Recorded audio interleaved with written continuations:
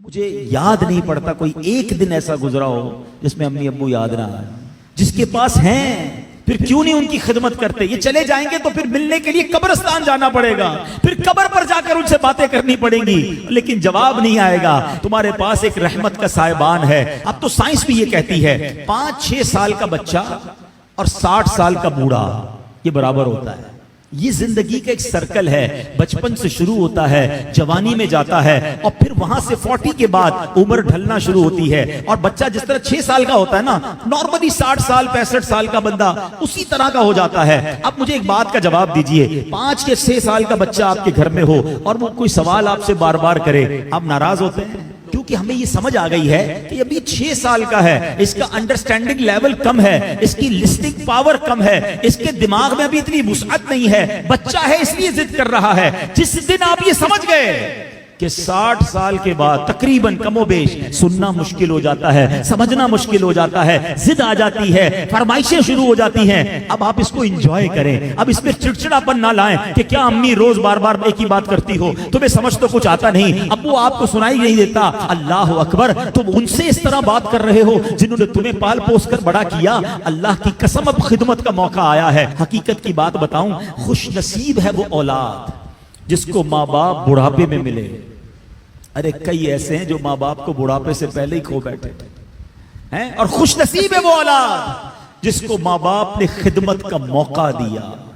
ہاں, کئی ماں باپ تو ایسے ہیں جو بچوں کی خدمت کرتے کرتے ہی خود دنیا سے چلے. اگر تمہیں آج خدمت کا موقع ملا ہے نا, یاد کرو میں بھی تو بستر گندا کرتا تھا, میں بھی تو راتیں ان کی تنگ کرتا تھا. اگر میرے ماں باپ بچپن میں یہ فیصلہ کر لیتے کہ میں اس بچے کو کیسے سنبھالوں تو میں تو بے لباس رہ جاتا. کپڑے انہوں نے پہنائے, اگر مجھے وہ چھوڑ دیتے تو میری تعلیم کا کیا ہوتا, میری پرورش کا کیا ہوتا. مجھے آج جو بھی ہوں میں دنیا میں, اپنا ذہن بنا لو میرے پیارے اسلامی بھائیوں, خدا کی قسم اگر آج تمہارے پاس شرافت ہے, عزت ہے, دولت ہے, دنیا میں جو کچھ ہے وہ سب کچھ ہمارے ماں باپ کی برکتوں سے ہے. ہم کچھ بھی نہ ہوتے اگر ماں باپ ہمارا ہاتھ نہ پکڑتے ہیں. اور آج بوڑھے ماں باپ بوجھ لگتے ہیں, آج ان کی بیماری بری لگتی ہے. آج ماں باپ کو بچہ کہہ رہا ہے میں رات کو دوائی نہیں دلاتا, صبح لے جاؤں گا. اسی بچے کو آدھی رات کو اس کا دوست فون کرے, یار میری موٹر سائیکل خراب ہو گئی ہے, پریشان ہو گیا ہوں. ارے تیرے لیے جان حاضر, ابھی آتا ہوں. دوست کے لیے ٹائم ہے تمہارے پاس, ماں باپ کے لیے ٹائم نہیں ہے.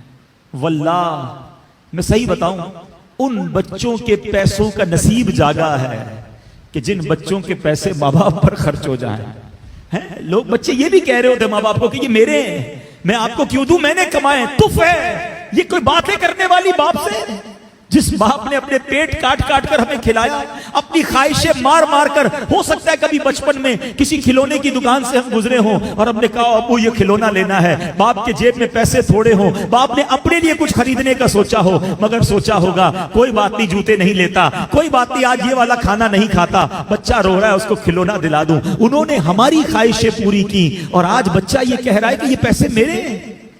یقین کرو تمہارے پیسوں کا نصیب جاگا ہے اگر کسی طرح تمہارے ماں باپ پر تمہارے پیسے خرچ ہو جائیں. اس سے اچھا میرے پیسوں کا اس سے اچھا مصرف کیا ہے کہ یہ پیسہ ماں باپ کی خدمت میں خرچ ہو جائے. لیکن آج جو واقعات سننے کو مل رہے ہیں دل دہل جاتا ہے. ہم نے علماء کی کتابوں میں پڑھا ہے کہ بیٹا والد کے ساتھ ایسا بہیو کرے, اس طرح زندگی گزارے جیسا آقا کے سامنے غلام ہوتا ہے. مگر آج سننے کو جو باتیں مل رہی ہیں نا کہ بوڑھا باپ بیٹے کے آگے غلام بنا ہوا ہے. وہ اولاد کیسی ہے, زبان لٹک نہیں جاتی جو ماں باپ سے ایسے بات کرے. حق یہ ہے کہ اولاد کو ڈرنا چاہیے کہ کہیں میرے ماں باپ ناراض نہ ہو جائے. حدیث پاک ہے, میرے آقا علیہ الصلوۃ والسلام فرماتے جس کا مضمون ہے ماں باپ ہی تیری جنت ہیں, ماں باپ ہی تیری دوزخ ہے. اس کا مطلب کیا ہوا, یعنی ماں باپ راضی ہو جائیں تو رب بھی راضی ہو جائے گا, جنت مل جانی ہے. اور ماں باپ ناراض ہو گئے پھر نہیں کام آنی عبادتیں. دین کا کام کریں بہت اچھی بات ہے, مگر یہ دیکھ لو کہ ماں باپ راضی ہیں کہ نہیں, یہ بہت ضروری ہے. ہم بعض اوقات اس طرف سے چوک